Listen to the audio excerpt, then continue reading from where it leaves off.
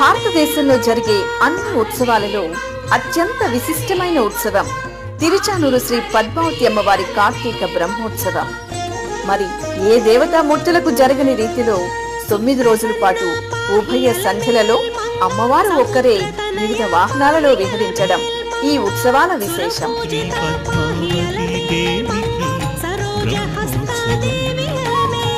తిరుమల శ్రీనివాస సార్వభౌముని పట్టపురాణి అయిన శ్రీ మహాలక్ష్మి దివ్యమంగళ స్వరూపంతో భక్తకోటిని కటాక్షించే కార్తీక బ్రహ్మోత్సవాలు నవంబర్ 28వ తేదీ నుండి డిసెంబర్ 6వ తేదీ వరకు ప్రతిరోజు మీ శ్రీ వెంకటేశ్వర భక్తి ఛానల్లో ప్రత్యక్ష ప్రసారం.